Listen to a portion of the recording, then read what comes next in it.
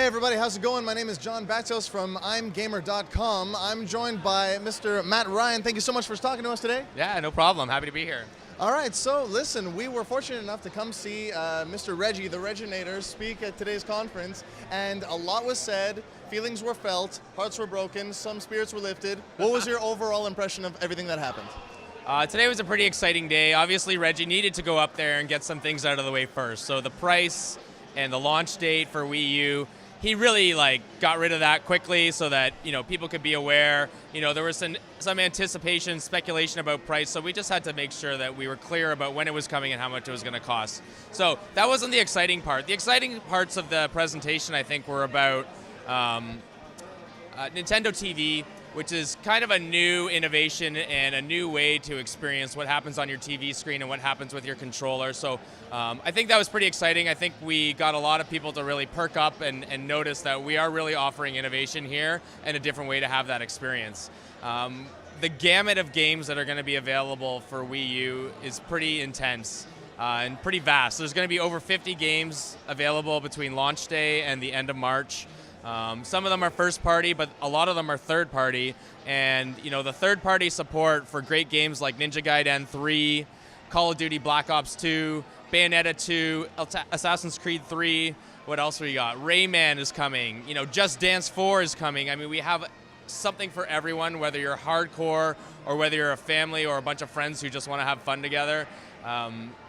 We've got the sports games coming. I mean, we literally have the best lineup and most support we've had from third party for any console launch. And also very exciting because we've been getting the gears for a few years on these hardware launches that don't offer something very special at launch, which is the Mario title. So new Super Mario Bros. U will be available on launch day. This is the first time since Nintendo 64 where a Mario title has been available on launch day. So we're pretty pumped about that too. Awesome, that all sounds great. And just to bring it back a little bit to the Nintendo TV, I think you're absolutely right. It really struck a chord with all the viewers. I think everybody in that room was really paying 110% attention as soon as that was released. Now, there's a bunch of features that are available, and Reggie went through them. You can select your shows, be very interactive, go in polls, do live tweeting, that sort of thing. But for Canadian audiences, or maybe people in other countries, maybe some things like Hulu and Netflix might not be available to the full potential. What are your thoughts on that? Okay, so here's what I can tell you. On day one, out of the box, a Nintendo TV in Canada is going to be an awesome experience. You are going to be able to interact with your cable or satellite, your live TV. Video on demand will be available through Netflix in Canada, and we are still working on partnerships with the other content providers to see what's really going to be available. Now, what you saw on stage today, which is the football example, so you saw a game going on the TV, and on the Wii U gamepad, there was an animated football field that you could interact with. Well, that animated football field actually comes from the content provider. It actually comes from the stations who want to work with us to deliver that content. So you are going to get that in Canada and types of content like that in Canada. And we're just going to keep working on more and more deals to hopefully get more video on demand and more content as well. But out of the box, first day of launch, you're going to be able to play around with it and have a lot of fun, no doubt. Fair, excellent. So talking about the gamepad, we know that it's a revolutionary new way to enjoy games. Now, I haven't heard anything about maybe having an additional. We heard at E3 that you can play with 2 gamepads, but why have we not heard anything about that today? It's easy why you haven't heard anything more about it and why you haven't seen it is because nobody has put together an experience that actually uses 2 Wii U gamepads. So the technology is there. It does make it slightly more complicated from a development standpoint on how to deliver that experience. But there's no doubt that it is possible, and it will happen, but Nintendo nor any third-party developers have announced or been able to show it yet. So it'll happen eventually, but not yet. All right, let's move on to the DLC aspect of everything. Given that we're moving into a very digital age, we need a lot of room on our hard drive to enjoy more and more attachments, installments, bigger games, whatnot. So we have the 2 bundles that were spoken about by Reggie. We have the 8 gigabyte hard drive, and then it leaps over to the 32 byte. Even the 32 gigabyte, do you think that will be enough to necessitate, I guess, enough memory to sustain all the new games that are coming out, especially the 50 launch titles alone?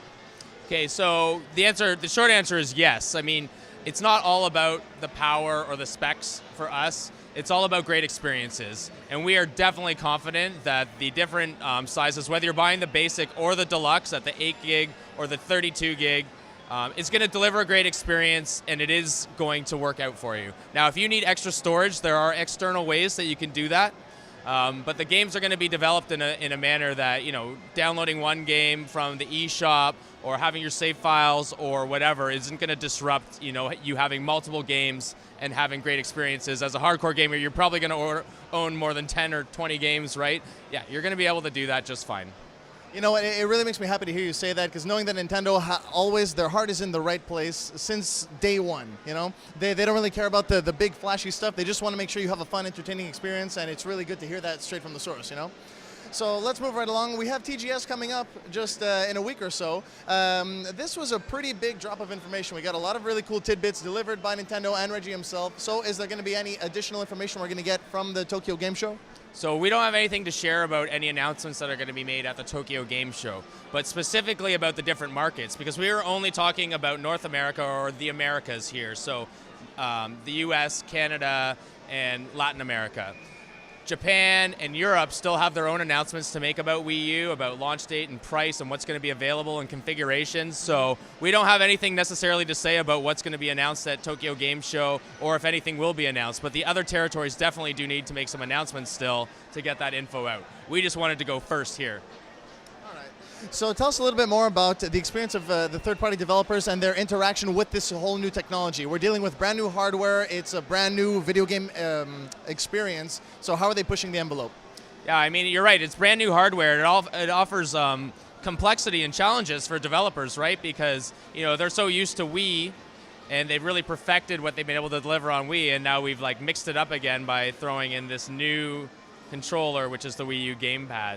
We have the best third-party support we will ever have seen to happen in what we're calling the launch window. So between November and the end of March, we are going to have over 50 games that are going to be available. A good chunk of them are from Nintendo, but a majority of them are from third parties. So Ubisoft, Activision, Warner Brothers, EA, totally getting behind what we have to offer with this system. And the developers have been working on the games for a really long time. Frankly, we gave our dev kits out really early. I mean, we've shown Wii U at E3, 2 E3s now, and the dev kits were out before that. So not everything's been announced. The developers are working hard with this new technology, and it's really going to be amazing to see what they can do with it, because we've given them a new toy to play with, basically. Exactly. All right, well, any closing comments on the whole experience, the show floor? Are you pleased with everything played out today? Yeah, I think it's a pretty exciting day here. I mean, it's mostly media and analysts that are here. It doesn't have the flair of an E3 with a bunch of gamers making a lot of noise and with the cheering, but I think we made people content with a lot of the announcements today, especially with some of the games like Bayonetta 2. Yeah, that was a big one. Yeah, giving Project P100 its real name, which is Wonderful 101. And Nintendo TV, I think, has really sparked a lot of attention from the industry, because we frankly talked about something today that hasn't really been shown before, linked to a gaming system. And the idea of what the Wii U gamepad has to offer that makes it different from anything else out there is that it is built to work with the console.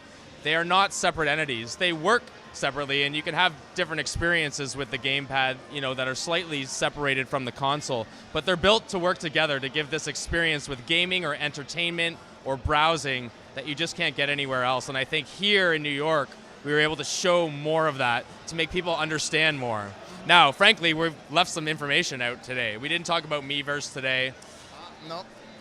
We have more to share about it that's going to happen closer to launch, but Miiverse is what it has to offer. When you turn on your console, Miiverse is going to expose you in a social manner to other people who are enjoying the same experiences that you are, and give you ways to communicate with them, share information, and even integrate into your games.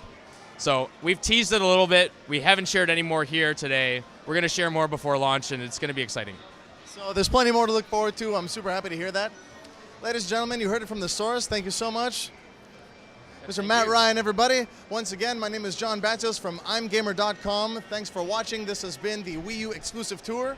Guys, I'll see you next time.